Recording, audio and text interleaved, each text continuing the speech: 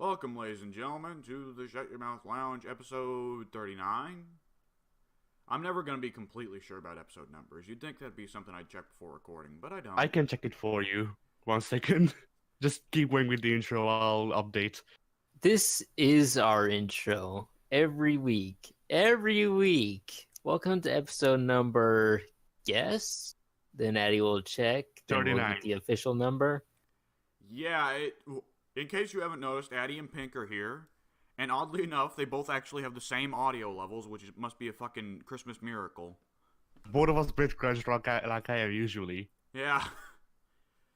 So, hey, I don't have to fix the audio levels, because you guys are actually fine. Ordinarily, Pink comes in a lot quieter than Addie does for some reason. Well, because I yell every word I say, and Pink is a delicate little flower. No, I actually noticed that I was much quieter when I was listening back all our podcasts. So I went and edited my microphone adjustments.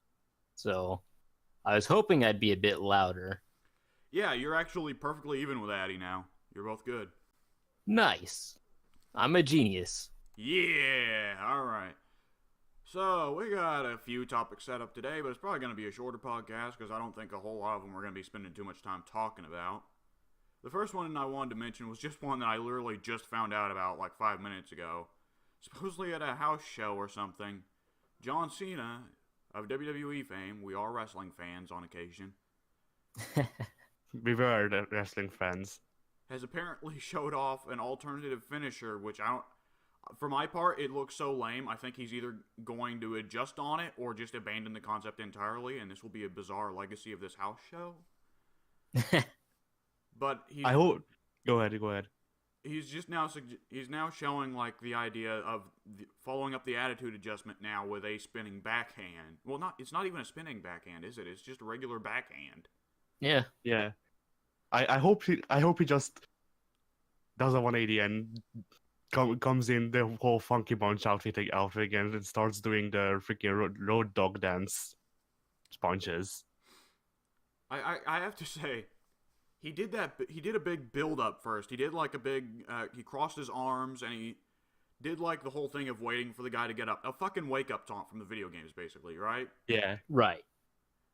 And I mean, it's wrestling. You always see goofy shit like that, but it's become more popular since Randy did the ground pound and Daniel Bryan did his yes shit and all that. And I haven't watched in a while, but this seems like the kind of thing that would have really picked up with these new guys they got coming in, right? Where now everybody's got a wake up taunt. Probably. There's a good majority of them. Yeah, that sounds right. But my thing here is he does so much build up for it to just be a regular backhand. Like, why not just do a running spinning backhand of some kind? Like, I know Cena's like one of the safest guys in the industry, but I mean, something like just a simple spinning backhand seems fairly easy enough to fake. I don't know. You would think so, but when you say spinning backhand, that puts in my head the vision of Cena actually turning around to connect. And I don't think he'd be very efficient at hitting an opponent that he can only see for a few brief seconds until he turns around, loses sight of his opponent, and then botches completely. Yeah, that is a good question. I don't think Cena would botch some. Well, Cena's botched lots of new moves he tried. Infamously, the springboard stunner he was trying to do a couple of years ago. His Or the Hurricane Frankensteiner. Yeah, but I mean, I think Cena could pull that off consistently if he wanted to. But I think like you do bring up a good point though of him not being able to see the opponent when he's doing it, because there is a good chance of him swinging his arm farther than he needed to and genuinely whipping the guy in the fucking neck or something. Right. But then I'm hoping that raises the question: why doesn't Cena just find an alternative fucking move? Right. If you know what What's you're doing. funny is that, like, about every year or so, he'll introduce a new move to his repertoire. And you might notice, since we all, or for the most part, we all play the game, so, like, every year he'll have a different new move as a signature move. And they're, like, all Lucha Libre moves. He did the Springboard Stunner. He does a Hurricane Rana. He did that, what is it? It's the flipping power bomb. I forget the name of it. Sunset Flip. Power Yes. more something like that. Cena did the sunset flip? Yeah. I cannot see that. That he does not look like he'd have the body type to do the sunset flip. It Next looks Cena will- terrible when he does it. Next Cena will do the Canadian Destroyer. And maybe. So like he would pull out all these awkward luchador moves that he cannot do properly. But hey, it's something cool, new, and nifty, so he wants to try it out anyway. And it's like, I don't agree with you there, man. Wrestle with your body type. You're a football linebacker. You shouldn't be doing Hurricane Ranas out there. Well, I'm fine with guys mixing in moves from alternative movesets if it fits in with their character and if they can actually pull it off. Right, and for Cena, he accomplishes neither requirement. Yeah, I mean, like Kane back in the day doing the clothesline from the top rope, like he's a 7-foot tall guy. You don't expect him to do any moves from any of the ropes at all. But Kane was able to make it a signature move, so that was kind of neat, and it fit that Kane was a bit more. I would never call Kane a particularly agile guy, but he was more. He was less inept than most big men. Right. And there was always an illusion that they created that he was very agile. Yeah. The commentators, for the most part, will never try to tell you that Cena's the most agile guy on the roster. I would believe that Cena could do a springboard stunner if I didn't see that he couldn't.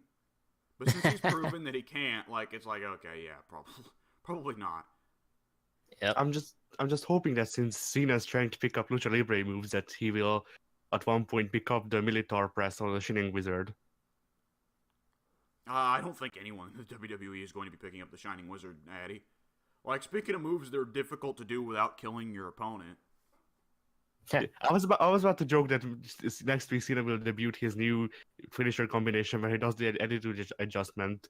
Instead of fully throwing the guy down, he just turns around with them and then picks them up, flips them over, and does the burning hammer. Wait, you mean the fake burning hammer from Tyler Rex or the No, actual, the real one. Yeah, the real actual one. Kenta burning hammer. Yeah, the man killer. Didn't Kenta only do that move like 5 times in his entire career? Yeah, I think so.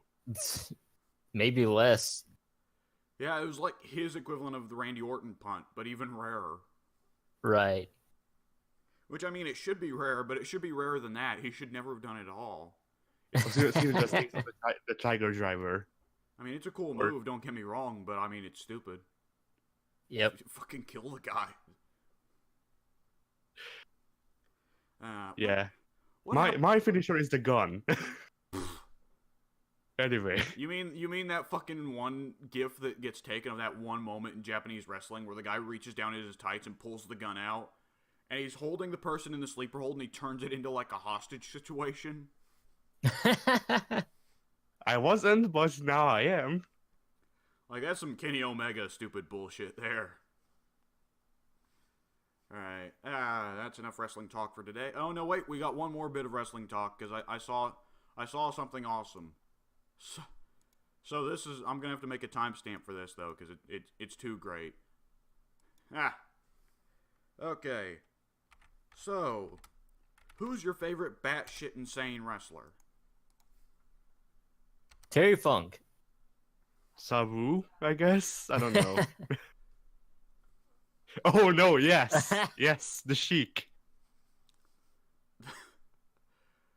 So it was just a goofy little thing where Becky Lynch and Iron Sheik got to meet, but Iron Sheik apparently, like, I don't know, gave her his, what's the word? His shoes. Yeah, his shoes.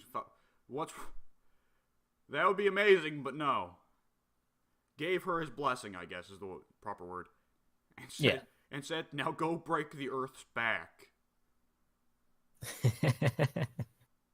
Like, you remember when Miz was supposed to be Ric Flair Jr. for a couple of years? Right. Yeah. Can we now see... Becky Lynch will be Becky Lynch will be Iron Sheik Jr. I really want for Becky Lynch to come out in like with their freaking steampunk goggles and just freaking Middle Eastern music and those pointy shoes. The pointy shoes are a must. Here's my thing about saying, now go break the Earth's back. She's surely referring to his infamous, or famous or infamous, promo back in the day. Was it a shoot promo that he did, like, just for a shoot? Where he said I don't know. Gonna put you in the camel clutch, break your back, and fuck you in the ass? Yeah. Is he implying that he wants Becky Lynch to fuck the Earth in the ass? I guess so. And make it humble, I guess.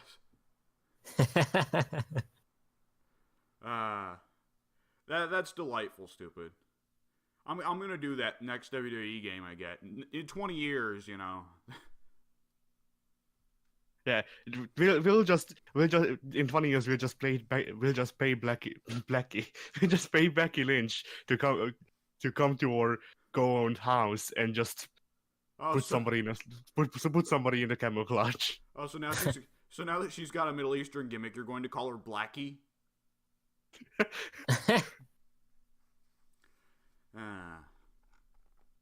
So can we add this to the list of accidental racist things that I say along with alt-right? Alt-right. you two fucking yeah, you guys do that. I'll be fine over here. Hiding away. Right. So, in a little bit of gaming news, the inevitable final boss of Soul Calibur 6. Like, looking at this guy, they haven't officially said he's the final boss, but this is the most final boss design ever, isn't it? I'd agree. Soul Calibur 7's final boss will just be flying sheets of cloth. I was about to say a pile of swords. Yeah. Or that, a flying sheets of cloth controlling a pile of swords.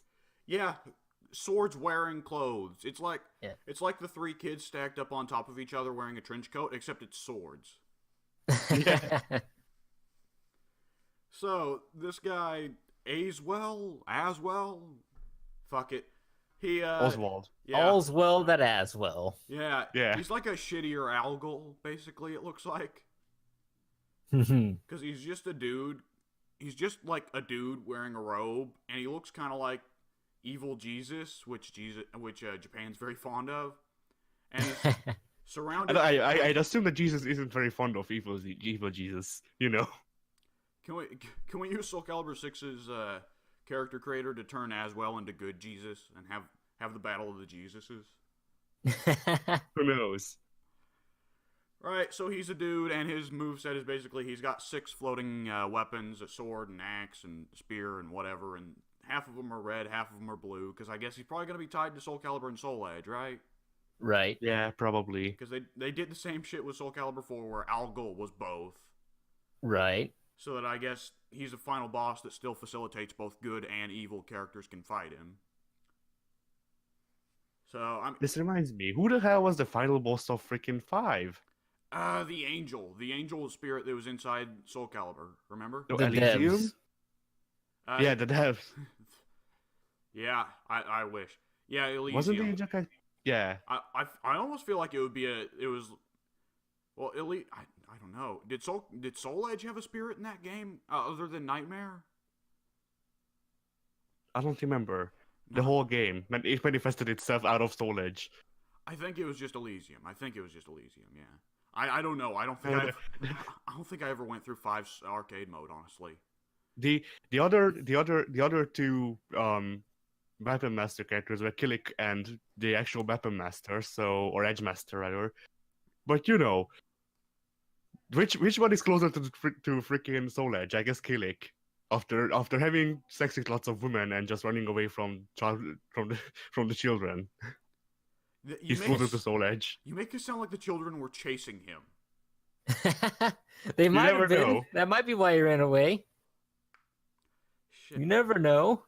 They never established. Weren't there like 3 kids individually that Killick and Zhenghua both had? Like, there was one that both of them had, and then both had an alternative one that the other wasn't involved with or something? I don't know. I I didn't keep up with the lore past 3. Because I know I don't care about either of those, so I wouldn't know. there was the fucking monkey kid that was definitely Killick's, but I want to say Killick had him with another woman, and then there was Shang Liang? Was she Killick? Fuck, I don't know. I do not remember, honestly. There was a time where I knew. That time is a couple years ago. Yeah. So, Pretty sure Shanglian was dead unless they resurrected her. Oh, crap. No, that's Sung Mina's sister, isn't it? No, wait. Error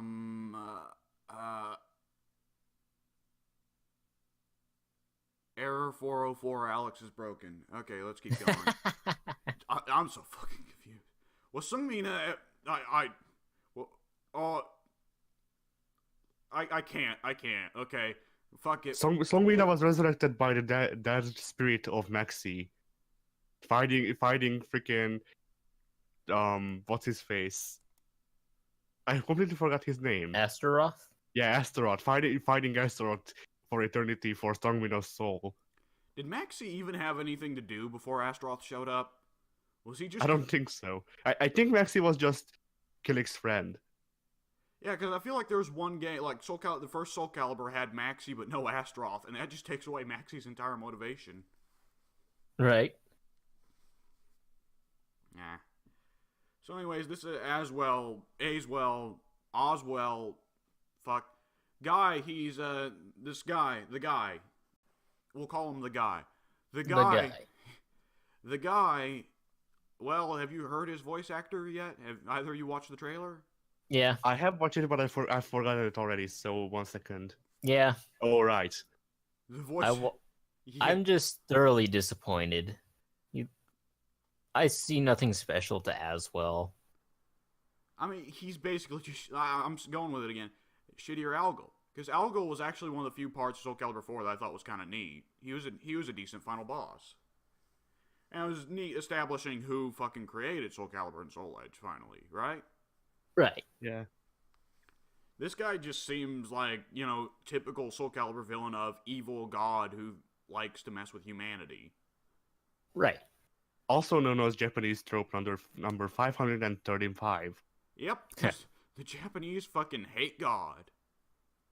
He's just bland and uninteresting. Yeah, they hate the Christian God more than... It's weird, because they're technically a Christian nation, but, yeah.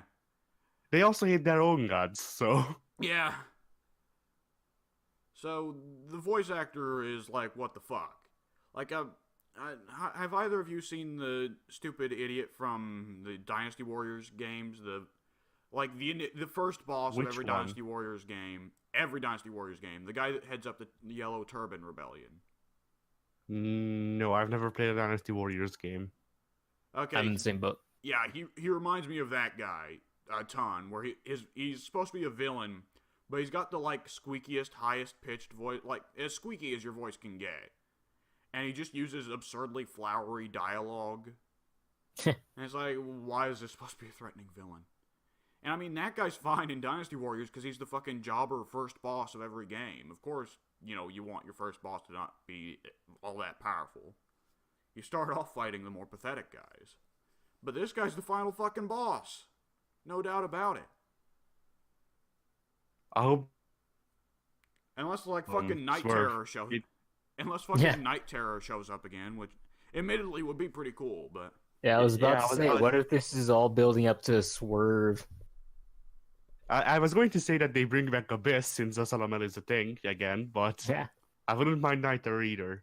I don't know. The thing is, with 4, they firmly turned Zoslamel good, and even though this is earlier in the timeline than 3, they still could stick to the idea of good Zoslamel. I mean, is this the same Zoslamel, or is this the reincarnation before the 3 Zoslamel, or... Well, Zoslamel has been reincarnated thousands of times at this point, so who knows? Yeah, and I mean, it's still a reincarnation, so their personalities are probably pretty similar, if not identical. Because it's ultimately just the same dude again and again and again. Right. Unless you're the Avatar, in which case your personality just completely changes life to life. In fact, with the Avatar, it's disputable that it's really reincarnation so much as a power that gets handed down from generation to generation. Indeed. It's all for one. I missed that reference entirely. Watch My Hero Academia. You told me to watch it, so. I know I told you to watch it, but I haven't watched it myself yet and haven't had the fucking time or the opportunity. So, in other gaming news, this is more of a thing for you guys because I have never played one of these games. But Sega is it even Sega?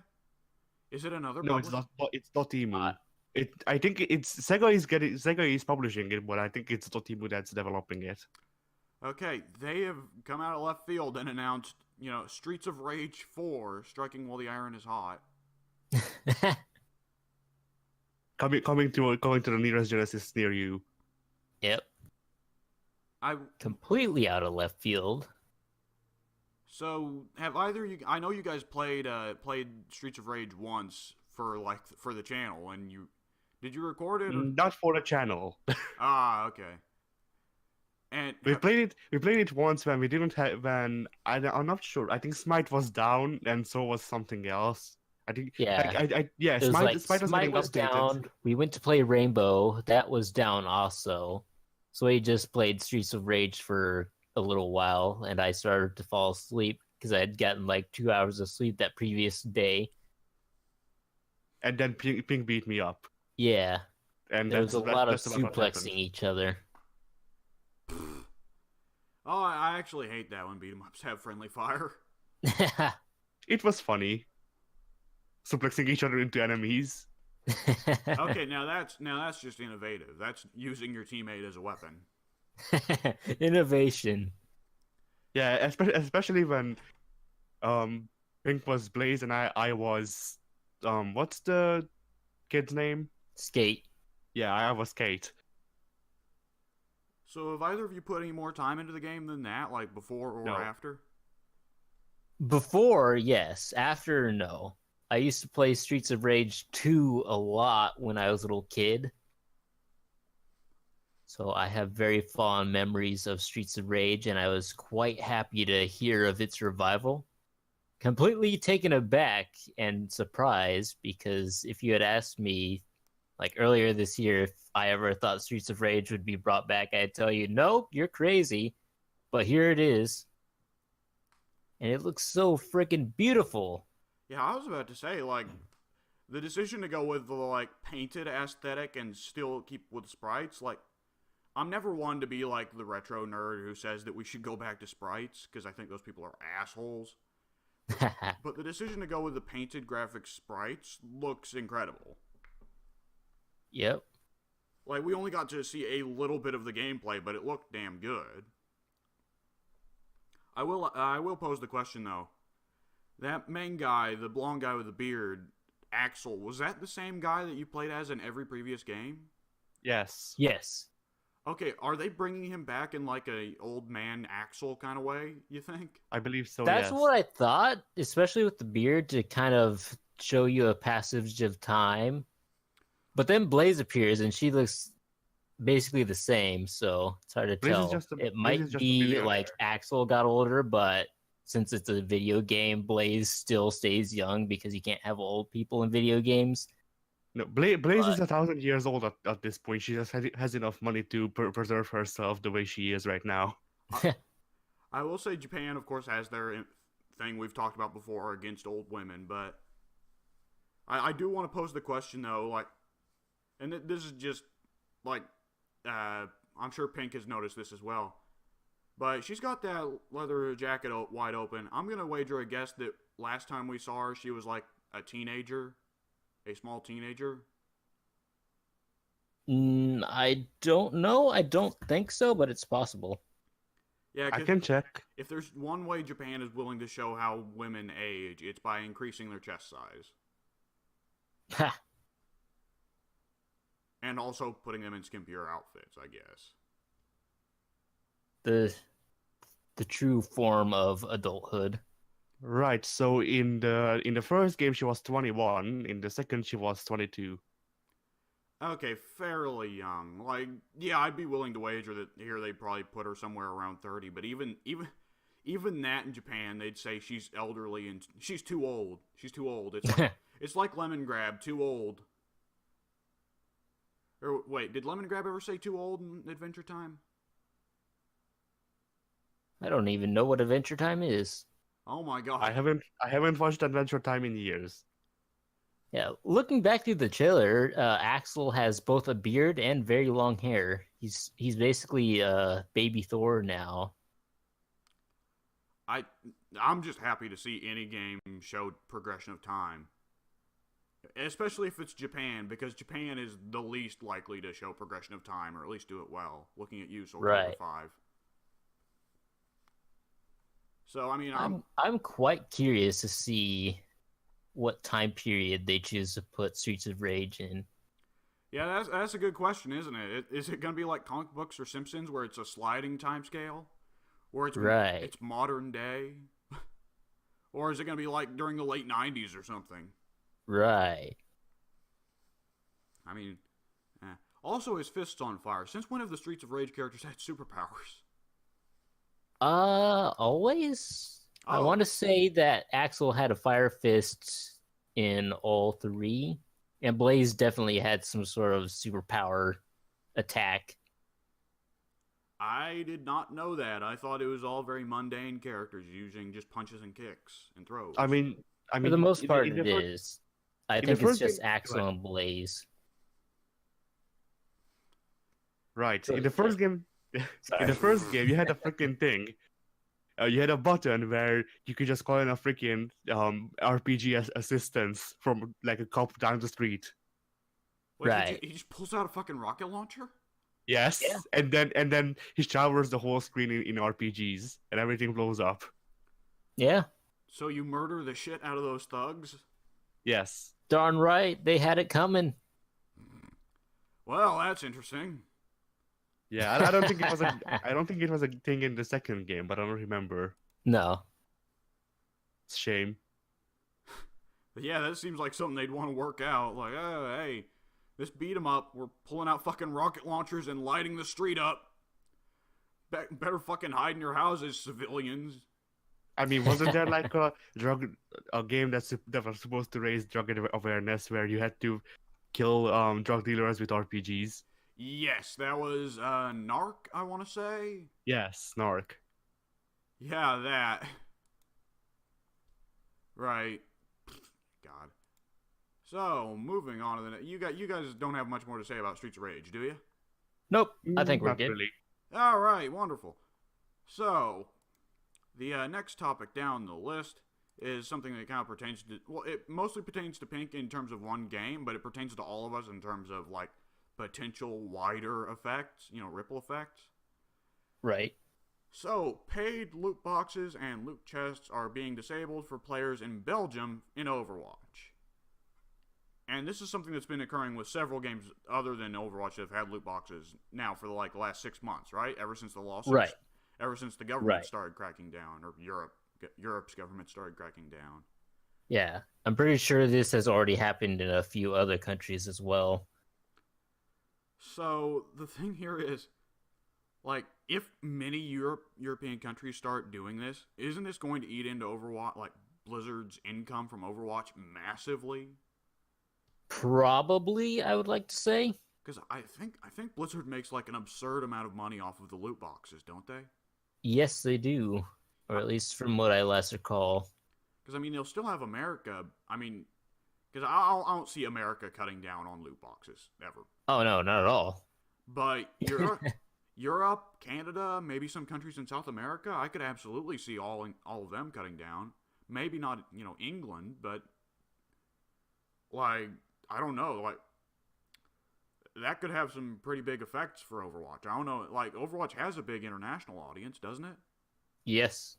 Because, I mean, whenever you have a game with as diverse a roster nationally as that, and so widely available, you're probably going to end up with it having a fairly significant overseas audience. Yep.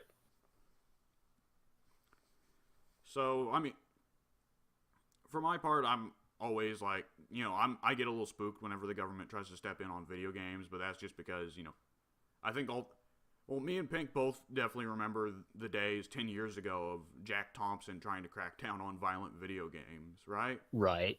Yeah, and of course it got him disbarred because he was a fucking fool and a hack, but it's still a thing to this day, the fucking media crisis over violent video games. Right. Even our president Donald Trump is still blaming violent video games for shootings. Right. So it is a very present fear even in the States, where we normally have a lot more freedom regarding this kind of thing than Europe does, of the government interfering with our gaming hobby. And it's you don't really want people messing with your hobby, obviously. Right. It's like, really? We don't want the government messing with what we do in the first place. It's like throwing video games into the mix. It's like, no, you leave our games alone, man. I was trying to avoid bringing up anything about outside politics outside of video games, but okay, sure. Okay, yeah. Yeah, so, sorry, folks. We are a little bit like that. Like that. So, yeah, I don't know. It sucks to be in. It might suck to be in Europe very soon. Sorry, Addy. I disagree. I actually think this is a step in the right direction, just because I feel like if, well, there can be two parts to this. For one, I feel like if enough governments push against this, then the freaking publishers and video game developers will need to look for a different way to make money, which makes it so I won't have to pay money to actually get loot in games that I can actually use. I mean, there Now are. this is not for Overwatch. This is not for Overwatch, because Overwatch only gives you customization items. So that's slightly better. Right. But Still, yeah. You go ahead and continue. I'll catch up. Well, But yeah, yeah. Go ahead. I just want to say here, where Overwatch and the loot boxes in general are getting caught here is, like Addy, to go against your point, is it's not so much them cracking down on the micro DLCs like that, the freemium or the premium games or whatever, all that. They're not cracking down on that. They're cracking down on gambling in video games for real money. Exactly. This isn't like telling video game companies to stop making DLC. It's telling them to stop making randomized loot boxes. It's like they'll still have. This will basically tell the video game companies you can't incorporate loot boxes into the game, but if you want to put all the skins and whatnot in there, but make it for real money, you're completely free to do that. You can't put them inside loot boxes where you only have a chance of getting them, but you can put the skins in there for like $10 and that'll be completely fine. I still rather have that, to be honest, because then there's not an illusion of choice. If I waste money getting this skin that I want, then that's my bad. If I waste money trying to get this skin that I want, the loot boxes, that's my bad for one, and I can also blame the developer/publisher, because if I had the choice to get this thing at a higher price, then I probably would. Right, and that's fair. Well, I mean, like, there is an inevitable question of, if this gets banned all over Europe, then I think that Blizzard will inevitably just implement a full-on shop, like most freemium games do, Right. But Overwatch is not freemium. You're correct. It's the problem. That is a notable problem. That, like, I know Soon bitches about it regularly, and that's why. And I agree with Soon in that regard. That's why Soon sucks Hi-Rez's dick for making paladins. For my part, I think that Overwatch, like, for me, I played TF2 back in the day, so for me, it's not too big of a difference maker, partly because if you actually own the game, Overwatch isn't too particularly stingy with the loot boxes. You get one every level up, and you get a level up every 2 or 3 games. So I don't think it's too bad. Like, for my part, like, you are paying shelling out the $40 for the game itself, or $60 if you are on console. Hey guys. Yeah. So you do have that, and you'd pay that for the gameplay, and you're playing it for the game. like the skins are just kind of are there, definitely, and there is the option to pay for them, and that is like kind of iffy. I'd rather not it be there, but at the same time, I recognize that in the modern games developing like environment, so much has to be invested in a game that you need to set up a DLC policy of some kind to make the money back, or a premium game policy to make the fucking money back. Because if you just charged everybody $60 for the game clean, you would not be making your money back, because so much goes into these games, into these modern, 4K up-res textures games, right? Right. And like that's a thing we've spoken about on previous podcasts, and I've expressed all kinds of like ideas of solutions, like and I think they're all solutions that Addy firmly disagreed with, because I mean most of it is going to boil down to either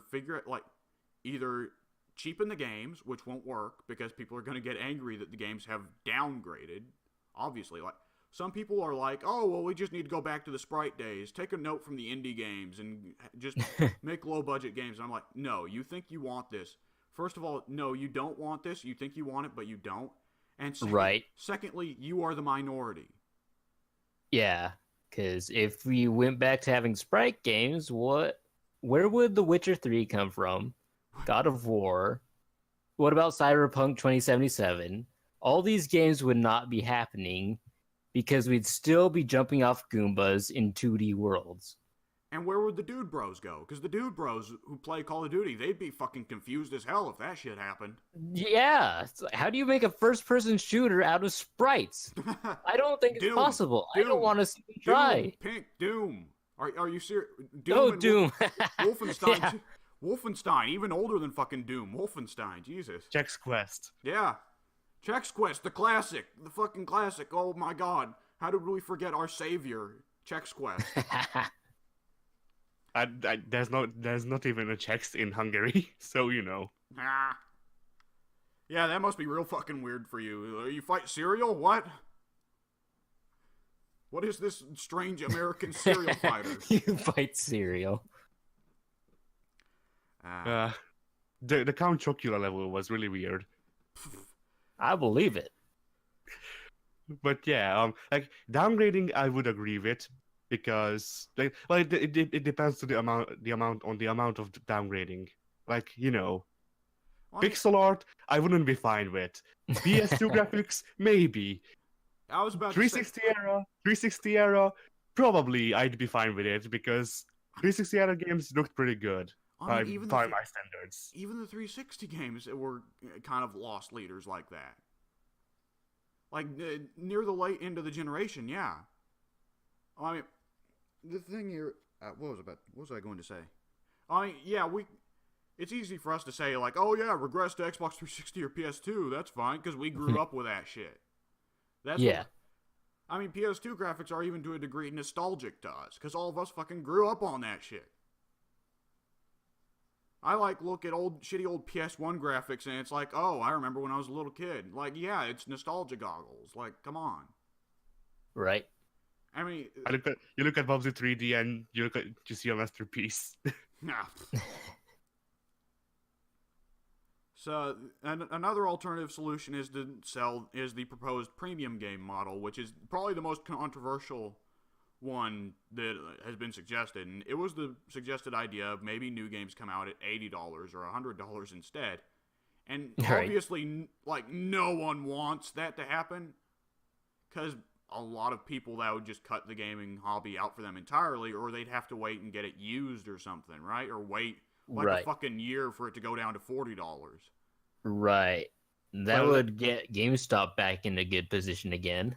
No, it wouldn't, because GameStop... Well, here's the thing. The bad thing that happened with GameStop wasn't that used games fell out of use. The bad thing that happened with GameStop was GameStop stopped really putting used games at a decent discount. Right. If you go to a GameStop now, you can buy a new copy of The Witcher 3 for $40, or you can buy a used copy for $37. When the difference is that small, yeah, you're going to shell out the extra $3 for a new copy. Why the fuck wouldn't you? Yeah. And I mean, that's also a kind of thing of GameStop being inherently better tied to the actual developers and publishers, Because the publishers want you to sell a new copy because they get their cut from that, whereas they get less of a cut. Do they even get a cut from used copy sales? I don't believe they do. I think they didn't use. Well, they don't obviously on Amazon or eBay, but I feel like they do now at GameStop because that would partially explain the up-hiked prices. But Yeah. because I mean, I know for a fact that a long time ago, pre-owned games would not, the developers would not get a cut for that. I definitely remember that era, but I remember like there being an era like from 2009 to about 2013 when they had the online passes, right, that came with your new copy, and you could only redeem them once, and you had to use them to play online, right? Right. And WWE did it with Community Creations, where you had to do that to get your Community Creations downloads. Yeah. I remember the solid era of war on used games, and then it just suddenly stopped. Well, why'd it stop? That shit doesn't just stop because they wanted to show goodwill to the gamers. Oh yeah, so something definitely changed there. Yeah, something definitely changed there, and it happened around the same time that GameStop started hiking their prices on used games. There's our answer. Yeah, I'm not gonna. Obviously, I'm just spitballing here, but I mean, there is a relation there. We don't know if it's causation, but there is relation. So yeah, premium games like I don't know. On one hand, Yeah, the problem with that is just take my anecdotal evidence of I can't even raise $5 to buy human fall flat. Yeah, but at the same time, I don't think most of the video game industry cares about Eastern Europe.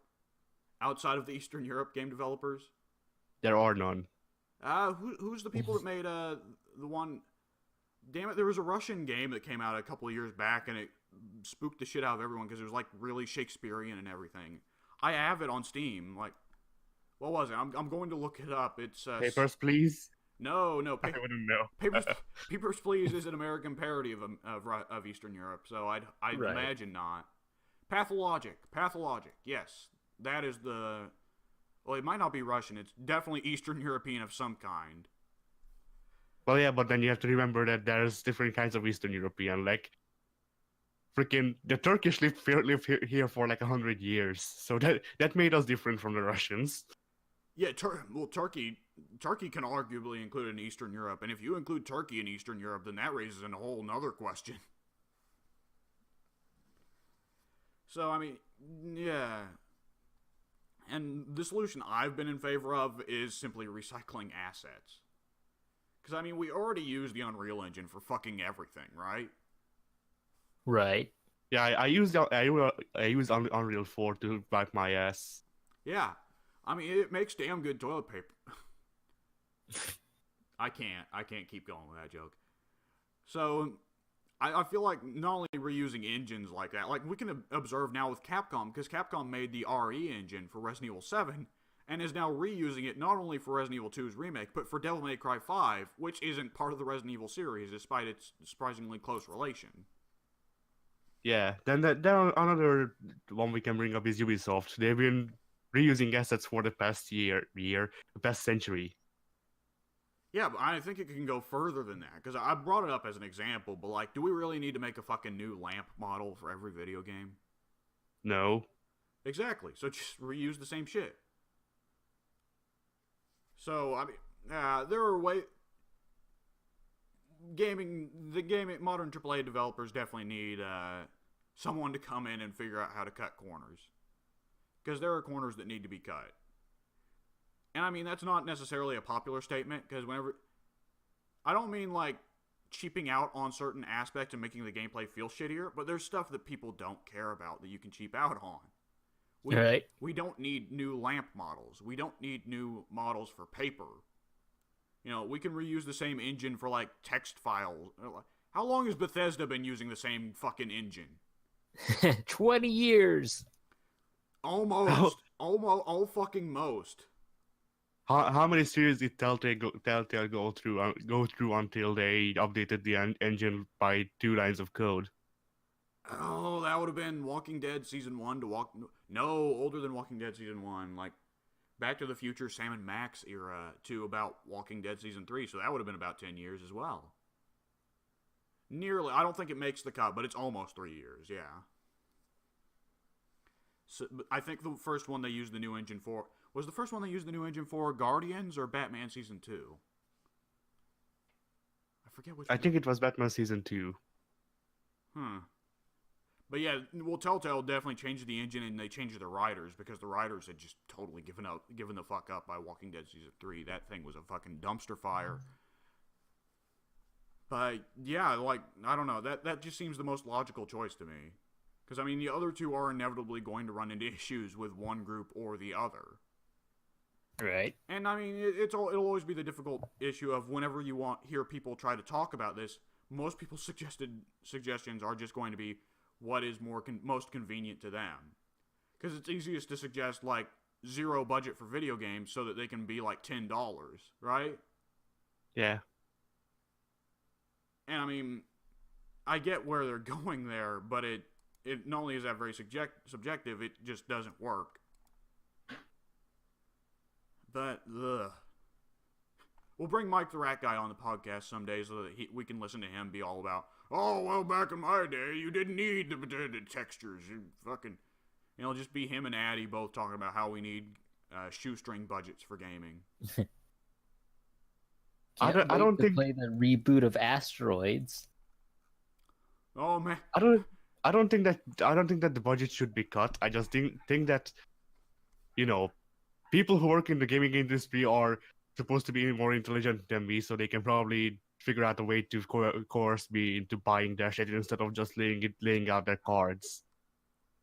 I mean, that is always a question of why even bother to encourage the consumer if he's just going to buy your shit anyways? Like, right. If you can shovel up shit and shovel up and shit and shell it, shovel up shit and sell it, why would you ever bother to make a quality product when you can just print shit? And there's so many businesses that you can bring that up, like Fast and Furious. Like, look at that movie franchise. But why would they ever make a good one when they can just make a bunch of shitty ones? This reminded me, my dad's favorite movie series is the Transformers one because it looks good. That's all he says. It looks good. It doesn't It even looks look good. Oh. The character No, it does designs are not. the character designs are awful. Also, Michael Bay's obsession with the lens flare makes every shot look hideous. So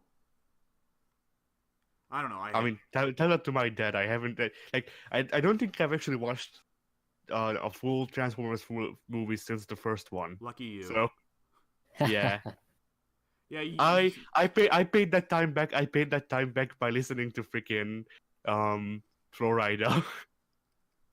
my dad, one of my dad's favorite musicians, along with 500 million nobody gypsy musicians. Yes, gypsy is a freaking genre of music, by the way. I believe you. There's all kinds of ethnic musics. There's even American ethnic music. It's called country. The worst kind of music. Yeah. Yeah, you think you got problems with gypsy music over there, Addy. Ooh. Oh, I've heard bro country and shit. Like I'll rather listen to freaking country music, to be honest, than this shit. You'll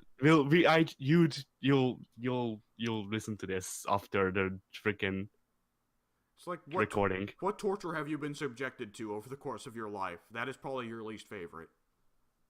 It's not even that. I just heard this like, I don't know, 2 days ago. So that. Oh my god. That. Yeah, with the video hose in the background, by the way. Yeah, just read out the title. DJ Mickey Armani Gucci.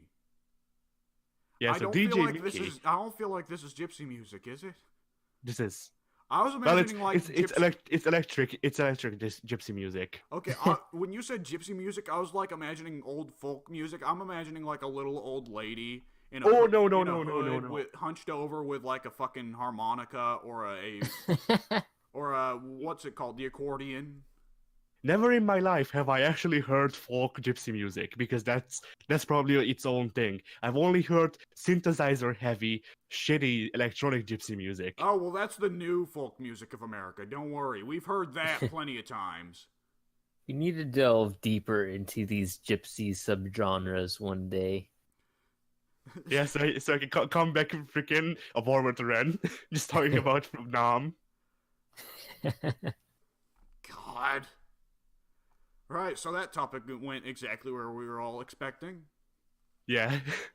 So, hey, Alec Baldwin joined the new Joker film and then left it the next day.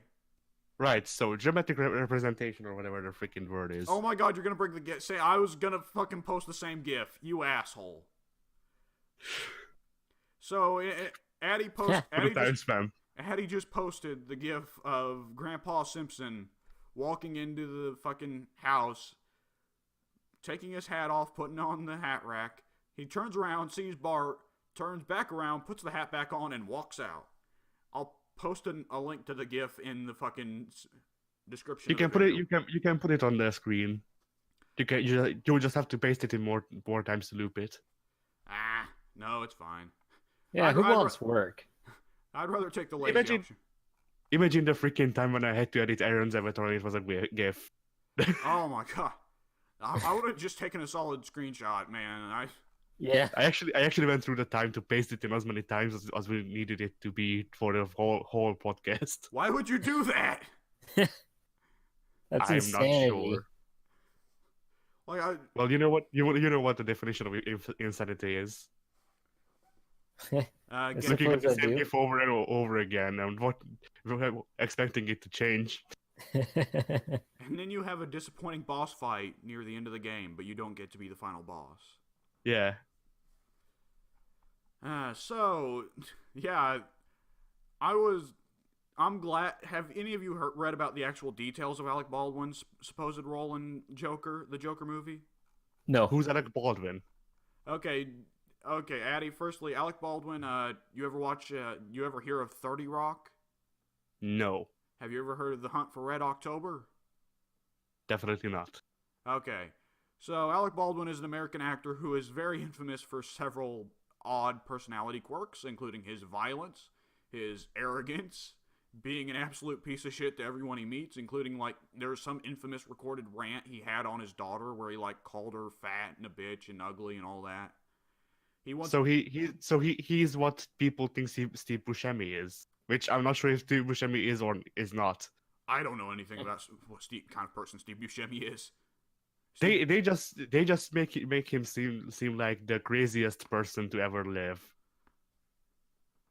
I don't know.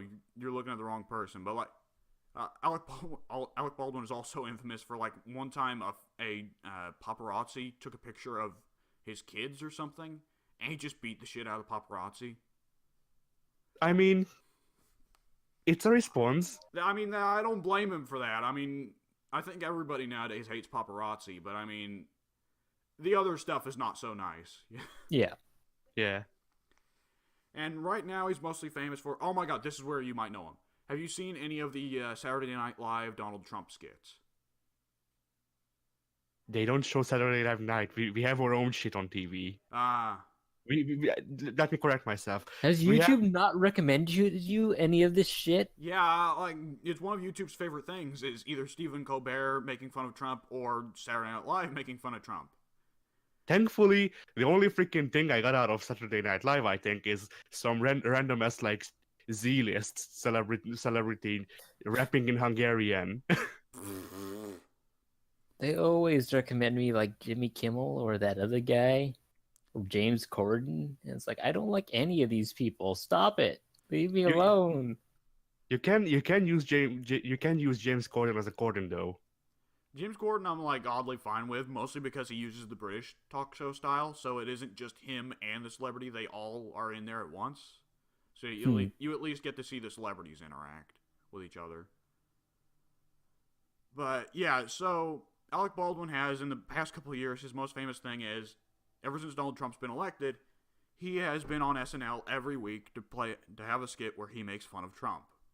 Where he comes on and he's Trump and he does something. He makes a big stupid face where he like makes duck lips. And he's caked in orange makeup and he has a shitty little wig because it's all making fun of how Trump looks. And they rarely ever actually have any meaningful barbs against Trump, which, can I say, the comedian environment around Trump is depressing nowadays. Like, there is Yeah. so much opportunity, and no one has been able to properly grasp the opportunity, you know? Yeah. Because it's all just Trump is a poopy face, or something like that. Right. And so Alec nah. Baldwin is very much in the same category of Trump acts like a vaguely creepy molester who also just kind of everything and now and then says something prejudiced, and that's the joke. That's as far as they go with it. Yeah. It's like, ugh. Once you're covered in orange and wearing a bad wig, it's hard to go further than that. I kind of hope that one day somebody pays for like the world's biggest like advertising, those flags, and they make a whole they make a whole TV show out of it. Like a private plane comes down, they're like, this is gonna be a joke, and they roll it down. It's just this country, and the guy gets back on the plane and leaves.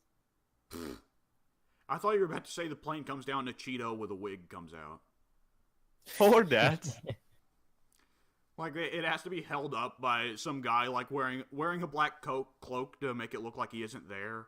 Or, like, he's wearing a green cloak and they just green screen him out.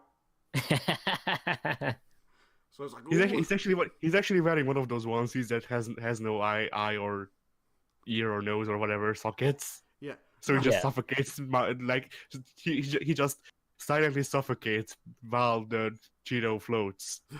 Yeah, the fucking creepy ass full body green screen suit. Yeah. Yeah. I hate those morph suits. I love it and hate it when I see that because that's the creepiest shit ever. Like, Imagine waking up and you just see that, and then you don't see it because it's been green screened out. It's a fucking thing out of Silent Hill, honestly. Like, speaking of Silent Hill, by the way. Yeah, so... Yeah. Yay. You can't escape the past, Sonic. Run as fast as you can. You can never run away from your sins. It just turns into a shitty Sonic.exe game in the middle. It's basically Sonic Dreams Collection, honestly. Or that. No. One day you and me are gonna have to take Pink on a wild fucking ride through Sonic Dreams Collection, man. Sonic goes into a house and it's just decorated in Scottish and freaking war art. Oh my god. Man. I like how it just says Scottish instead of Scat Fetish. That's a special hell, Sonic Silent Hill. Let me tell you. Right. So, anyways, you're just assaulted. You just get assaulted by furries everywhere. Anyway, move on. All the monsters are furries. Okay. Yeah. So yeah, back to the topic. So, most of what despite Alec Baldwin having a 20-30 year career in Hollywood, now everybody knows him for playing that stupid that disappointing Trump parody. So he was apparently on, I don't know, Tuesday of this past week, was cast to play Thomas Wayne in the Joker movie. And dropped the next day, because apparently what they wanted him to do was, they wanted him to be a Trump parody. As Thomas Wayne is a Trump parody? They wanted to make Thomas Wayne a Trump parody. Because here's the thing. Have either of you guys heard of the recent Batman alternate universe comic book series, Batman White Knight? Yeah. No. It's a comic book series that portrays Joker as the protagonist, as a rebel fighting against the evil corporations that are holding the common man down, and Batman is the face of the evil corporate overlords of the bourgeoisie. So, I see. So would you say that he's bad and bougie? You're welcome.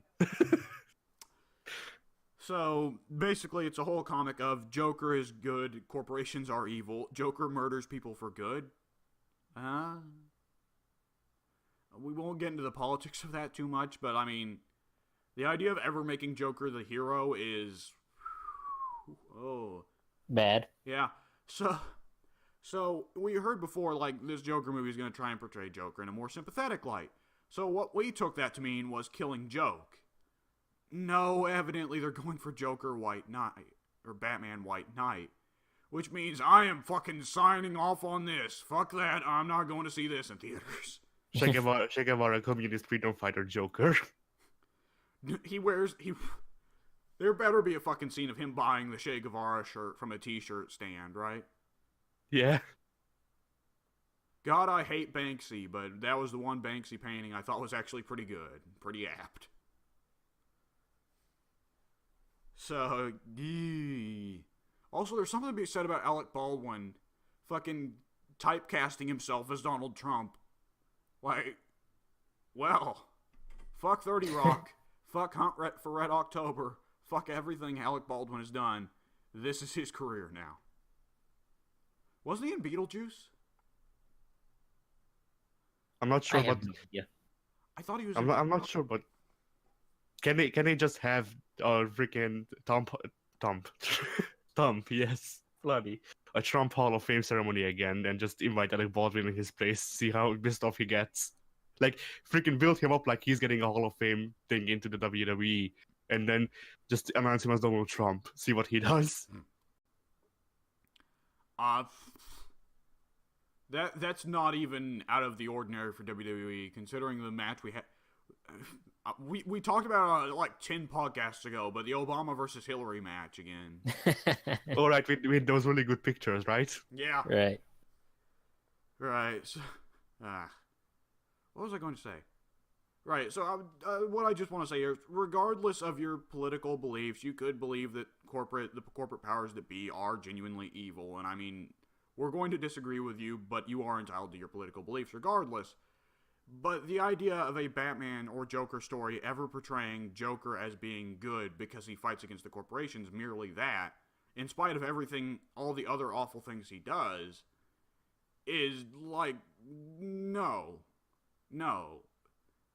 I mean, you can make a subversive Batman story if you want, though you shouldn't do it on DC's payroll. But I mean, there's a site called fan fiction, folks. Yeah, like, please, or at least like do like Alan Moore and make a parody for some other company, make a satire, you know? Right. There's a site called... It shouldn't be an actual Batman story. There's a site called fanfiction.net, and it features enough reference like My Immortal that you should be set for the next 300 years. It also features enough content like Sonic Vor. Yeah. Sonic will never escape his sins.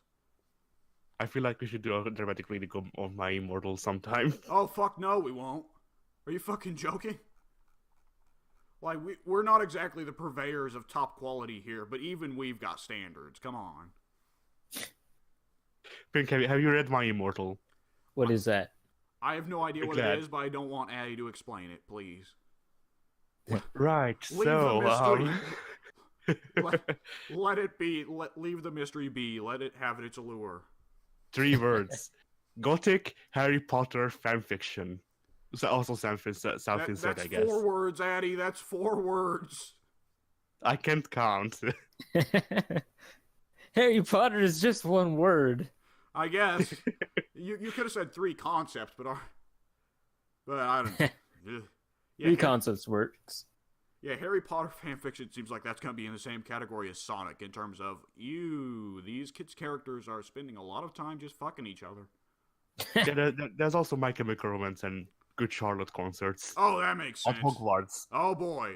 Even though Harry Potter was set in the 90s? Yes. Like, so it's like My Chemical Romance is like 10-year-olds on stage? I don't know how... They're there whenever the freaking hell that was written itself. Yeah, I have no idea how old My Chemical Romance is, but I don't care to know either. And it's more humorous to me, the mental image of them being on stage is like 10-year-olds. And Harry Potter and Hermione show up to listen to the concert. Not Ron, though, because fuck Ron. No, Ron is now Dracula, you see. Yeah, and... no, actually... Because he's a ginger? Was he Dracula? No, I'm not sure. No, yes, I think his name is Dracula because he became goth. Harry is like vampire. I don't think Malfoy got a new name, but Malfoy is the main love interest of the self-insert Mary Sue main character. Time to end this topic, so speaking of vampires, Wesley Snipes is talking with Marvel about coming back as Blade for the MCU, and this is like the 50th time in the last 2 years. So you guys have been paying attention to that, right? Oh, absolutely. Was he in talks before this? Oh my god, was he? For the last 3 or 4 years, Wesley Snipes has been like, hey, Blade, right, guys? So, I mean, yeah, I'd love the possibility, definitely. But basically what he said is that this is what Wesley Snipes has said. Marvel has not said anything themselves. So Wesley Snipes could just be completely bullshitting here. But Wesley Snipes claims that his guys and Marvel's guys have been cracking, for the last 2 years, have been cracking on something to do with Blade. Presumably in the Marvel Cinematic Universe, because Wesley Snipes has been talking about how he wants to bring Blade into the Marvel Cinematic Universe. Which, if he did, would retroactively make the Blade movies the first MCU movies, and not Iron Man. Right. I would be fine with that. I also actually really like this idea. It could work, because at the end, in the Nick Fury end credits scene, it's like Nick's telling Tony that he's entered a world that he couldn't possibly comprehend. Even though Tony was the first basically superhero? the Marvel... What's that? Even though Tony was supposed to be the first superhero? Yeah, even though Tony was, quote-unquote, supposed to be the first superhero, the Marvel Universe has basically been going on for much, much, much longer than he has. Well, which is even more evident in Ant-Man.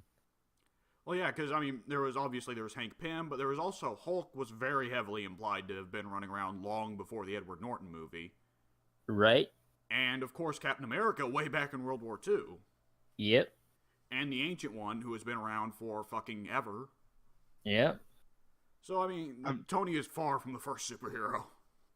Indeed. I'm just hoping that if Blade does get another sequel or reboot or whatever with Wesley Snipes, that we get Triple H back as a vampire. Oh my god, that would make Triple H MCU canon. You are super right. Yes. Imagine Triple H pedigreeing Thanos. I don't have to. I can create that in the video games. Come on, Addy, catch up. Right. Bloody. What was I going to say? Man, you've got 2/4 of evolution in the MCU now. Do we? Freaking yes! Let's have Ric Flair. Let's have Ric Flair and Randy Orton take some minor part in the MCU, and then just have intergalactic evolution. Look, yeah. Ric Flair is with all the strange old guys already in space. It's a wonder that Flair isn't already in there. Ric Flair should totally be one of the brothers of Grandmaster and Collector. Absolutely. Yeah. Either that or Apocalypse. Because he's already Conraw, so might as well make him Apocalypse too. make Ric Flair Galactus. Galactus. Oh my god. Yes! He's doing fucking knife edge chops to the earth. He goes what? woo. The other planets all go woo at the same time, and then he does the flare flop. In space. Yeah. In space, so he doesn't actually land on anything. He just does the flare flop. What role would Randy Orton have in the MCU? There are a load of edgelords that I'm sure Randy Orton would love to play. Oh yeah. Like, Who's the edgiest guy? Lobo. Lobo's in the DC universe, but fuck it, Randy Orton is Lobo now. Randy Orton can be the new Ghost Rider. Is that Marvel? Yeah, that's Marvel. Yeah, but none of the Ghost Riders have been bald, and I can't see Randy ever growing his hair back out. You know, yeah, they can make something up. It looked like he was growing it out for a little while, a couple months back, but it's back to being short. Yeah, Randy's just too tied to the Aryan Brotherhood.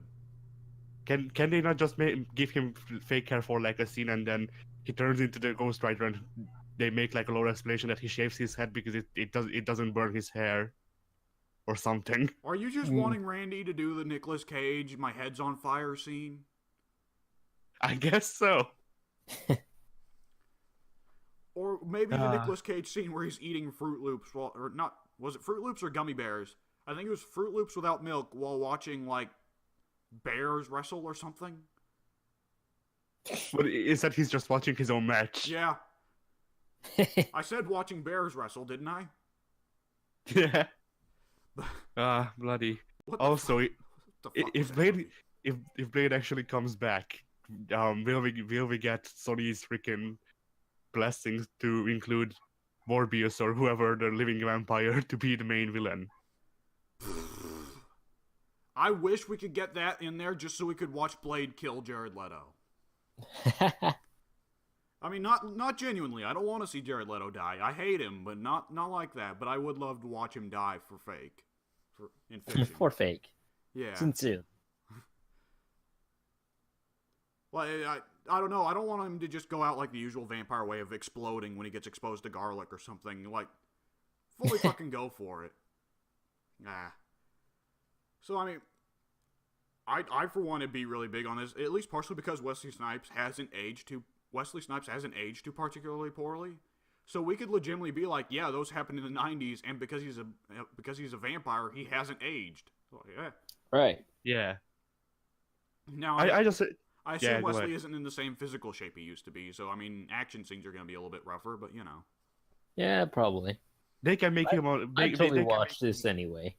They can make him a wire-fu sensation. Yeah.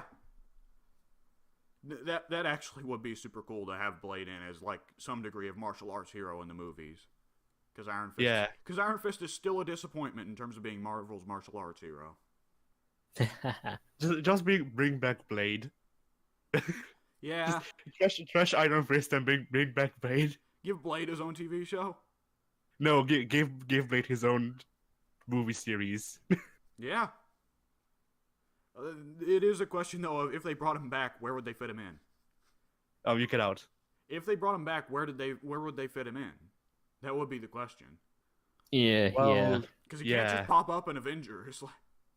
Right. No, it would be good. It would be fun. Like, I'm imagining a scene where like for freaking Infinity War Part 2, nearly everybody's dead. Like Captain's on the ground, nearly getting his head crushed in by Thanos. Then just Nick Fury shows up, yells, and then Blade jumps on Thanos' back from nowhere. Yeah, Blade's fighting Thanos, and he's like, "Some motherfucker's always trying to ice skate uphill." Ah, that's such a gloriously stupid line.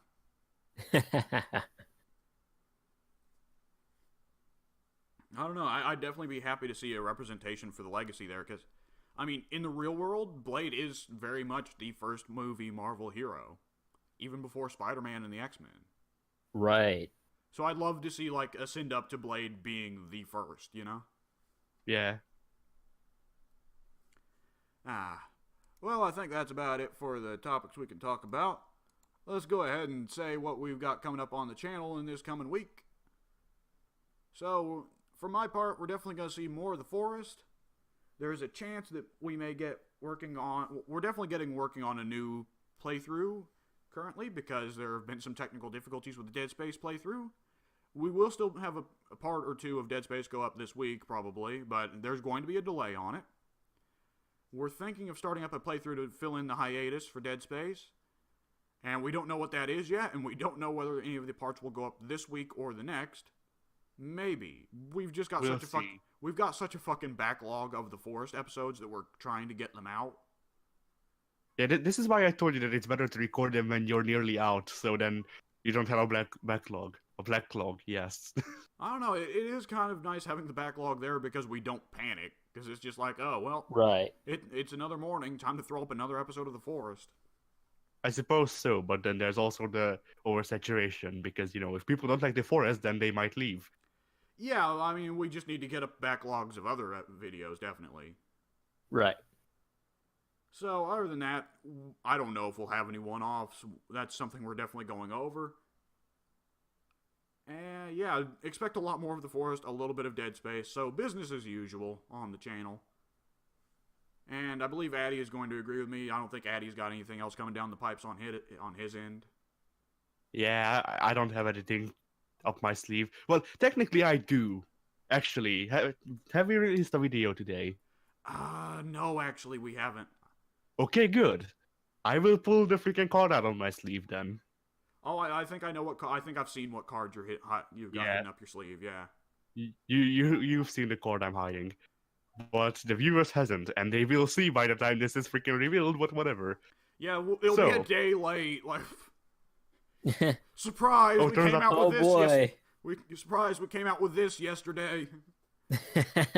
Did you know? Yeah. Right. So yeah, that's probably about what we got coming up this week. So, Addy, what have you done in the last week? Also, One second, I'm still updating this thing. okay, are you putting the card up? Okay, then I'll ask Pink. Pink, what have you done this past week?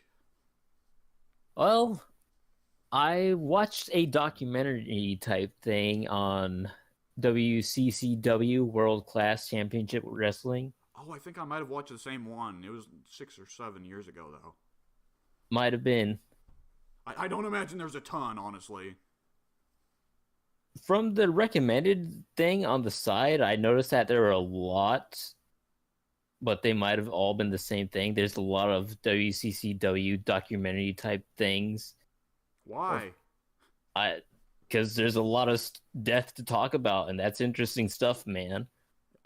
Yeah, a lot of death. Yeah, that is like. That's basically what it boiled down to. Yep, the Von Erich curse. Just sucks to be them. Yep. Right, sorry to barge in, but with that, Terraria Part 3 has been released. Yay! Oh, yes! I'm so stoked. Yeah, we are a step closer to finally ending that series.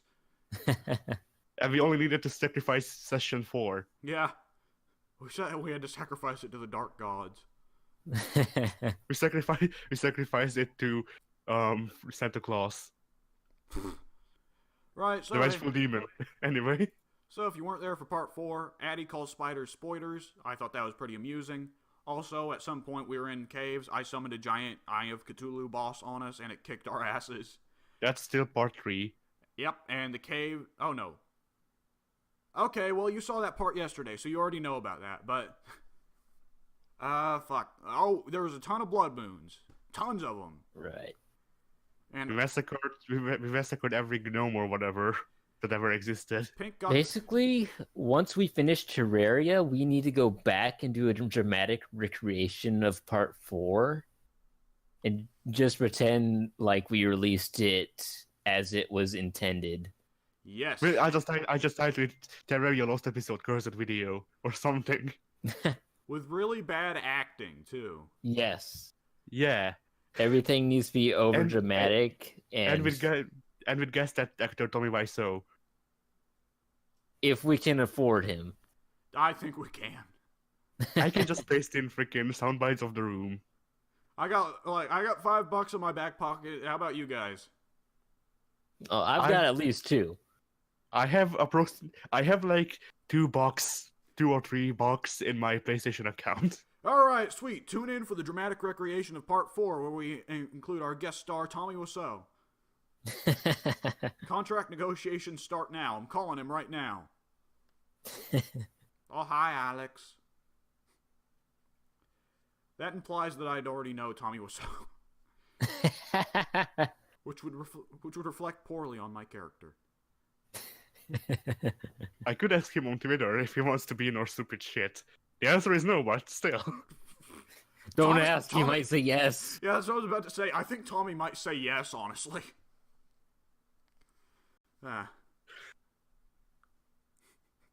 Oh my god. Just getting Tommy on there to say spoilers. Spoilers. I did not kill them, I did not. I can't. All right, so hey, WCCW documentary, and yeah, Von Erich curse, huh? Yep, everyone's dead Well, except Kevin. except He's Kevin. still kind of alive. Yeah, and didn't Kevin's daughter go into wrestling though? No, that was I think it was Carrie's daughter. Oh, Lucy why? Von Erich. Why? Why would That's she? an excellent question. Well, I'm I'm surprised. pretty sure she doesn't wrestle anymore. Oh, She yeah. had a brief run in TNA, but aside from that, I don't think I've heard anything. I'm shocked that she didn't sign the paper and an airline just fucking crashed into the arena on the spot. Right. Would have been a death of a Von Erich and TNA. Yeah. One would have been sad, one would have been a mercy killing. So, was there anything notable other than the horrendous death and suffering? No. Just your basic wrestling documentary. Yep, there was some wrestling. It was old style back in the day when it wasn't nationwide. It was just a couple small territories, and we got our guy, and he was... Didn't the original Von Erich pretend to be a Nazi? Yes. Yeah. He was a Nazi sympathizer or whatnot. Yep. Don't see that is an oddly rare gimmick when you think about it. Because there was him, and I think there was one other guy in like the 60s. Was Heidenreich ever hinted to be a Nazi? Well, he was they wanted him to be one. Yeah, I feel like that was a plan, but they never actually went through with it. So instead, he just raped Michael Cole. Yeah. Naturally, like that was on Vince's docket there. Like, first plan A, Nazi. Plan B, rape Michael Cole. Plan C, rape Michael Cole again. He presents it to the Heidenreich like a Mass Effect choice. Yeah, do you go with the evil one of freaking being a Nazi, or the slightly less evil one of raping Michael Cole? I thought you were about to say that was the good choice. I was like, oh. I was about to, but then I fact checked myself. You backed down. You had to back down from that. Oh my god. So yeah, what else did you do? In line with watching YouTube, I actually watched a review critique type thing on a Legend of Korra. I don't know what season though. It was just kind of in my recommended, and it was like, I don't know, 25 minutes long. I was like, oh, this is interesting. I guess I'll watch it, because I stopped watching Korra after season 1. So I figured, I'll see what happened after I stopped watching. And boy, oh boy, did that show come off the rails. Dude, here, let me tell you something. For the fucking character action game marathon leading up to Devil May Cry 5, I'm going to have to play Legend of Korra. I am half considering recording it and making you suffer through it with me. I'm in. I didn't even know they made a game. Oh yeah, it's a full-on character action game from Platinum. It's supposed to be really good. The story's probably garbage because it's Legend of Korra, and Legend of Korra had an awful story, right? Right. But the gameplay's supposed to be pretty good. Oh, nice. Silver lining. Yeah. And I'm gonna need you there to be the Avatar lore nerd, because I'm gonna be like, I know Aang is bald. He's got an arrow on his head. He wants to beat Mark Hamill, but he doesn't want to kill him. Right. He and the dark-skinned chick get together, and that produces Korra, right? No. Fuck. There's also the dipshit friend with a boomerang who does nothing. Sokka. Yeah. That's the chick's. That's the chick's brother. I know that. Well, here's the thing. I'm trying to act like I'm an idiot who doesn't know anything. I did watch the entirety of the Water arc, if memory serves. And I think I caught the occasional episode of the Earth arc, and I vaguely know how the Fire arc goes. Vaguely. Did he, who was it that wound up beating Mark Hamill in the end? Was it Aang or was it Zuko? Yeah, it's Aang. Okay. It was the power of friendship. Yeah, the power of friendship. Partner. And does Aang grow up to be Heisenberg? Yes. Definitely. He is the great meth bender. Yeah. Meth bender. I mean, freaking, what was the girl's name? I forgot. Katara? Okay, then I wasn't that far off. I was like, it surely wasn't Kitana. That's the chick from Mortal Kombat. But yeah, so she learned freaking blood bending, so Oh, well, Ong learned freaking drug bending. That's horrifying. What? Yeah, she knows how to blend blood. Was she just rip it all out of your fucking veins or something? I think so. I don't think I actually saw the episodes that would. Well, I saw the one where they taught her how to do it, but I didn't see the one where she actually uses it without restraint. How do you teach that? I failed to see Under how a you. full moon. Okay. I was about to say, how do you teach that with many casualties? Well, first you need to eat the the moon goddess Flesh of that the innocent? was. No, The you need to flesh eat of the innocent, yes. that That's as exactly well. what you need to do. That as well, but you also need to eat the moon goddess fish that sacrificed herself for Sokka's life or something in the water arc. Wait, they ate her? That's not even sort of what happened. Wait a sec. Well, I hope you're wrong, because that sounds I'm just horrifying. joking. Okay, thank God. I was like, that's the end of that character's arc? Like, holy shit. Katara just fucking picks her up out of the water and eats her. And Sokka's in the background like, oh, why? And Katara's like, it's just a fish, bro. Spearfish? Then you need to rip out Uncle Iroh's heart and eat it while it's still beating. Oh.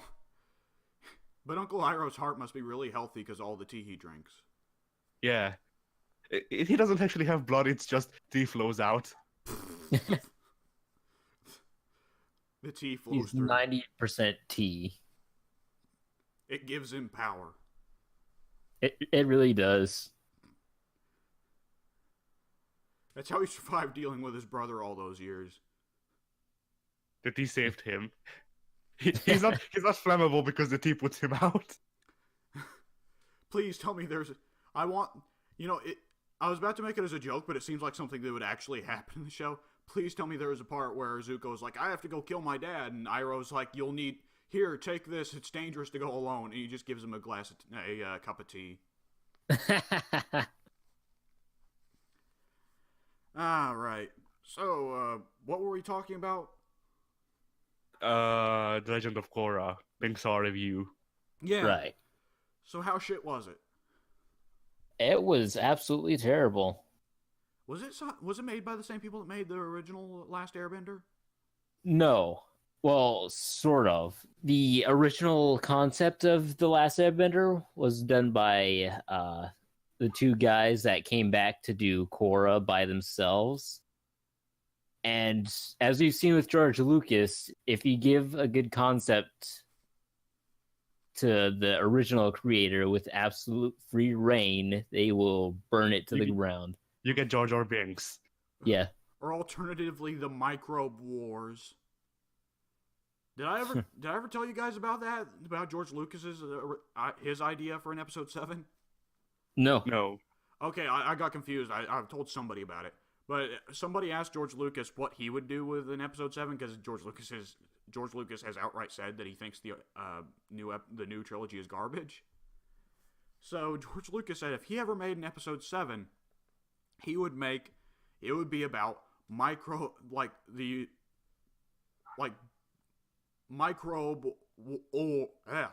wars between particles of fucking, what was it? The thing that's flowing through the Jedi's veins that gives them the force powers that everybody hates. Midichlorians? Midichlorians, yes. Midichlorians versus the evil little particles in people's veins. And it would be about that. And George Lucas outright said, everybody would hate it, but I'd make it anyways. And the midichlorians are the powerhouse of the Stell. The spite that is necessary to be modern George Lucas is incredible. Because George Lucas still holds a fucking grudge over Jar Jar Binks. Because every time someone asks him what's his favorite character he's ever written for Star Wars, every time he answers Jar Jar Binks. George Lucas is half spite at this point. That's because Jar Jar is his self-insert character. Jar Jar, George.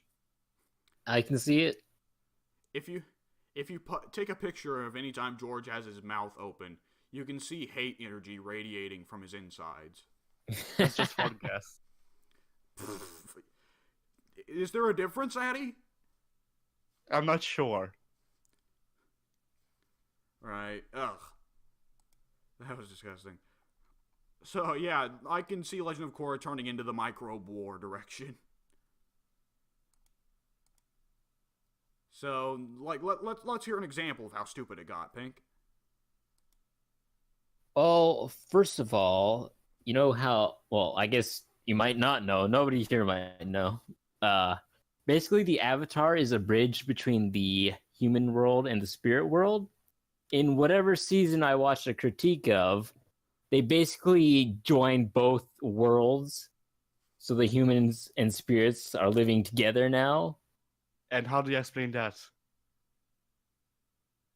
How do I explain that? No, Or how did they how explain that? how did they explain that? Magical doors on the North and South Pole. That's the issue with magic. You don't need to explain Precisely. it just works, okay? Right. So basically now the Avatar world consists of humans and basically Pokemon. Oh fuck that's ooh. Well, I mean, Yeah. wasn't there already like Appa and the weird little monkey thing? Yeah. But those are basically that human world's version of animals. So it's not weird to us to see monkeys flying around, but if they were part of our world, then the Avatar characters would be pretty weirded out. But on their world, because they've got all those weird hybrid animals, so that's their normal. These spirit type things are like not even animalistic. They're just Pokemon. Okay, so are they like Pokemon in that you'll find a living chandelier that's name is Chandelier? Right. Oh, And- fucking wonderful. And do they have all at level 20? I don't know. I've never leveled one up. Can you breed them to get the perfect strats? Not strats, stats. Yes, words. You can breed anything to get the perfect strats. Don't say that. Don't say that. Woo, we're going back in the Heidenreich direction, huh? Oh no, I didn't even notice that. Yeah, careful. I was talking about stupid dog shows. Yeah, I was like, okay, Pink, welcome back to the accidental racism show where Alex backs down super hard while the other two walk into all kinds of hidden pitfalls they didn't recognize beforehand.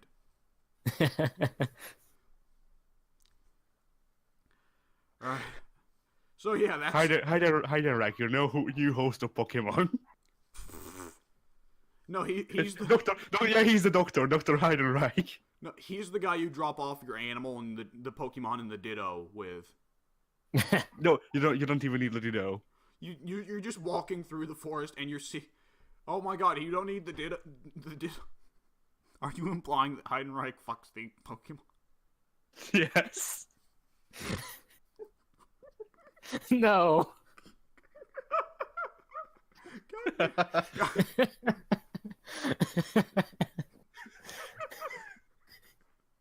Fucking hell, Addy. Why? Come back. I can't. Come back to next week's podcast where we fucking kick Addy off. Oh, you're just walking along in the forest, and you see a guy who's naked except for a red speedo and boots, and you talk to him, and he's like, "I'll take real good care of your Pokemon." Real good. But you can only take one Pokemon at a time. You I need to don't pay extra believe for. You can only pay extra for more. Oh fuck. Okay. So Pink, you done? Oh, you done anything? If else? I did anything, it's all gone from my memory banks now. Damn it! All right, Addy. Other than uploading Terraria and joking about Heidenreich raping Pokemon, what else you done? Oh my god. You know what I was about to say. Keep going. Yeah. You've broken us, Addy. Ah, bloody hell. So, I played a bit of Prison Architect. Oh yeah, they gave that out for free. Yeah. So, how much of a disaster is it on controller? controller. Oh, I love my Yeah. Xbox controller. Damn it. So, they just bloody hell. I didn't recover yet. Anyway, so they just give you a cursor. Of course they do. That's what they all do. But yeah, that's about it. So far I've been lazy and quick building my rooms because first I want to figure out what I need to actually run a freaking prison before building my own disaster. First things first, start out with the lower security inmates because they're probably not going to murder each other. Yeah, I did that, but freaking the base cells weren't good enough for them. So I had to invest more and get them better cells. You can treat the prisoners like shit if you want to. I mean, it's going to cause you to make less money for some reason, but you can treat the prisoners like shit. I mean, it's better to give the lower security prisoners better conditions. Like, generally people aren't going to care so much if you treat the high security prisoners like shit because they're like rapists and murderers. But the common thieves and stuff, like, yeah, you probably don't want to treat them too badly. Yeah. Yeah, just put all the high security ones in like isolation, not separate isolation, just the same little pod. Yeah, Put them into alien isolation. They solve their own problem. Right. It's like that. But yeah. Sardine them. Yeah. Don't even sardine them. Don't even give them a space. Pack them too tightly so they can't even move their arms or their legs, so they can't murder each other. It's ultimate safety. Yeah. I'll need to try this and name the prison Sardinum Rex. Whenever it's time to feed them, you just put like the fire extinguishing little nozzles in the ceiling. Just fill them with like nutrient paste and rain it down on them when it's time for them to eat. Fill them with baby powder. That's what they get to eat. No, the baby powder is for when they need to bathe. Yeah. Yeah, not even baby powder. Flour comes out of every faucet and everything that would leak water, and then just tomato sauce comes out of the sprinklers. You're turning them into a pizza? Yes. Why? I don't know. That's what you feed to the low security prisoners. Yeah. In-house sardine pizza. My God. Right, so yeah, that game, Prison Architect's a lot of fun because I think it gives you a lot more legroom than more anal retentive tycoons would. Because like you've seen how the water and power systems work, right? Yeah. Like Lord knows they could be more anal about the water system, but they're actually they're pretty nice about it actually. Because you don't like power, you need to control the voltage levels and all that, so you're going to need to build more power generators. If you build one water pump, that's all you need. So that was pretty neat. I will say that it is, I don't know if you've run into this yet, the biggest fucking pain in the ass in that game is having to put in the fire extinguishing sprinkler system. Because you got to place... No, I haven't run into that yet. You got to place every individual sprinkler, and it is the worst. Honestly, at this point, I just let them burn. They don't worth that much. Okay, again, Addie's like, oh, hey, what'd you do? Did you cheat on your taxes? Time to burn! I mean, they probably planning a prison break anyway. It just makes it easier.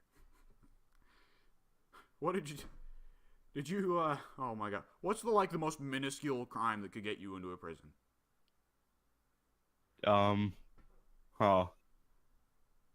Jaywalking? No. If you do it enough. No, Addie, jaywalking is not that. Jaywalking, it would be extraordinarily weird to get a ticket for jaywalking. I don't know. It'd be weird for the cop to yell at you for jaywalking. I mean, it depends on the country. In North Korea, maybe. In North Korea, they just fucking shoot you. That's true. Problem solved. And what Addie is saying here is he's going to make this prison North Korea. I mean, you need to show the inmates that you have power over them, and Sardinum Rex the king of all this empire that is that one prison. Addy Show runs, it to them. Addy runs a prison like he's like maintain eye contact to establish dominance. I feel like we should record every Tycoon game I play just so I can turn all of them into dictatorships. Oh man, if we ever get around to doing the Forest and multiplayer, like, ooh, that's gonna be like, I've been trying not to eat people. Like, Addy is going to eat the first person he kills. No, I'm gonna dance with them. Have you not learned anything from that space? You dance with them, then you eat them? You fucking sicko. This just reminds me of there's this song by Seven Dust called Death Dance, and the like last part of the chorus is I'm dancing with the dead today, and that's just my theme in these games, I guess. Of course, Addy picks Seven Dust for his theme song. I honestly haven't been listening to them in a while. They put out a new freaking album, but I didn't like. I gave it a listen, but I didn't like it. So yeah. Yeah, that's modern rock for you. So yeah. Other than that, I also played City Skylines. Oh, that is also a really good building game. Again, also probably a mess on console. It was more of a mess when I first tried it out with the beta. Not the beta. What am I talking about? I was not in the freaking beta. The freaking trial. Yes, that's the word.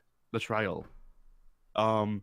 Yeah. When I started it out, I put down everything, and then the game decided that I didn't set up my water right, even though it was in the water. And like I set it up the same way I set it up right now, and now it works, but back then it didn't. Did you have power to it? Did it have a connection to your power? It wasn't even that. I connected everything, and it just stayed black. Okay. Wait. Oh, did you not build a sewage pump to dump the sewage somewhere? I did. Oh, I'm trying to go over what could have happened. I mean, well, did you not have a road connecting to it? Could the employees not get there? What do you need employees for? I don't have a road connecting to it now either. Oh, well, you need employees to get there. Somebody needs to run the water pump. You need to build, like, it might be close enough to a road in the position you've got it now, but it definitely couldn't become a problem if it's way the fuck away. The closest road I have to it right now is the one that leads to the sewage pipe, and then it just turns off like completely from it. So they need to walk like a good, I don't know, like half a desert to get there. I'd fix that. Just saying. Also, please tell me you aren't putting your water pipes down river of your sewage pumps. No. Okay, I was about to say it's amusing when that happens, but it's still. Oof. Yeah. A thing I noticed is that yeah. I just thought of something stupid, and like the people are drinking their own shit, and it's like it's a self-sustaining economy. Communism. Anyway. Oh man, no, that's Tropico. That's Tropico, Addy. Maybe I should buy Tropico. Well, they give it out they've given out every fucking copy of it for free on PS Plus. So hey. But yeah. So basically, I'm definitely gonna start over with the city because I'm just in freaking sandbox mode trying to figure out what I need to do with that as well. But I'm not freaking half a step closer. So yeah, there's that. City Skylines is a little bit weird, and like it's not the kind of game. I mean, it's the kind of game where you can mess around in sandbox mode, but it's not very. It's not got an exactly terrifying difficulty. It's pretty much cake. Whenever you try to actually just play it without cheats. Yeah. I kind of want Planet Coaster to be a thing on consoles just so I can play freaking Roller Coaster Tycoon for once. Soon had that, and he said it's actually a terrible park management simulator. It's only really good because of the crazy variety of roller coasters you can make.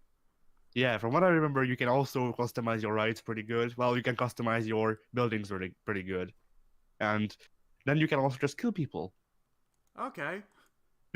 Naturally. I mean, Yeah, they won't die, but they get knocked up in like 15 feet into the air, so that's pretty close to it, I'd say. I remember that part of Thrillville where I killed my guests. Oh man. I mean, it depends. Did you aim your ride at them? Uh, no. That's where you went wrong. Yeah, that'll probably do it. Okay. So. But yeah, aside from that, I put more time into MKX. I learned combo with Ermac that does 40% damage. Yeah. How now? Will you actually be able to get it out without dropping it? Yes, I can do it consistently. The only backside to it is that it does require me to use up all my um bar. Yeah, that's it. My super bar. Ew. So it's pretty context sensitive, but I've grown accustomed to not using my super bar until I want to use it. So it's basically my opening combo on the second round, and then it's just a couple of minutes until I can take the medium CPU apart. Yeah, that's the thing with NetherRealm games is, like, just build up the meter and do a 50% combo. Why would you ever use a super move when you can just do that? Because, I mean, how many chunks of bar did you say you were using? All of them. All of them. Right, and X-ray moves in that game deal 35% damage, I want to say? I'm not sure. It's 34 or 35% for most characters. I think someone can have a way that they buff theirs a little bit, someone like Leatherface or someone. But, yeah, 40% is a much better value for your 3 chunks. So, it's kind of... Well, NetherRealm has a serious issue with their super moves in their fighting games. That is for sure. Yeah, I also went through the tower, the traditional tower with the DLC characters, well, the movie tie-in ones anyway. And I actually liked Leatherface the most. Not Leatherface, freaking Jason. Yeah, that's him. I just about, like, Jason and Molina were my 2 mains in MKX, so I'm going to definitely agree with you there that I like Jason a lot. Yeah, I played his unkillable one where he just stands up if they put you down once. Right, where he gets a Gil's meter revive from third strike, right. That one's pretty good, but I always went with the slasher version because he has a great combo, a great big old like 20% combo that is just inputting the same move 3 times. It combos into itself. Have you ever used the slasher style? No. Okay, because it's literally just forward 3-2 over and over and over again. Well done. That sounds like the combo that I beat you with Ermac, because the combo is just do his back 2-2 back 2-1 combo and then time forward 3-4, and that's it. Yep. And that's 15% or something, like 25%, something like that damage. Yeah. MKX is a damn good fighting game. I am excited for MK11. We'll need to record it sometime. Yeah, totally. Well, hopefully we can figure out a way around this fucking We won't. region locking. Ah, fuck. Unless you buy my freaking American user a copy of it. I don't think we will. So, what else did you do? Right. Bloody, what else did I fucking do? I don't remember. So yeah, we can move on, I think. Alright, what I did in this past week? Well, the first thing I can say is I didn't beat Bayonetta, because I had no time. So Bayonetta gets stretched out to 3 weeks, giving me more time to get nothing done. Yay. That is... Yeah. Sorry. But I wasn't able to get anything in. I've been busy with school and a lot of other things this past week, so I wasn't able to get any time in. Other than that, I put a lot of time in For Honor. That game is damn good. Put more time into my usual games, so, a little bit of time in Street Fighter V just to get the weekly, and a little bit of time into Total War Warhammer. Other than that, I don't think I've really done that much. Oh, well, I this is just kind of a shitty, boring little thing, but I paint little Warhammer miniatures, right? So, yeah. So for a while I've been painting with enamel paints, and I recently found out, oh wait, you're not supposed to do that. Because enamel is an oil-based paint, which means that all the tiny little details on the Warhammer models get fucking covered up and turned into blobs. So I switched to acrylic recently, and acrylic is way better. So yay. Other than that, I don't think I've watched any movies or played any new games. It's mostly just been lots of schoolwork. Sounds fun. Well, you know it is. This seems like an appropriately dour note to end the podcast on. All right. Hell, Just cutting the part about Pokemon and Heidenreich again, and I can sign off on that. The fans had to suffer through that once already. I think they're fine.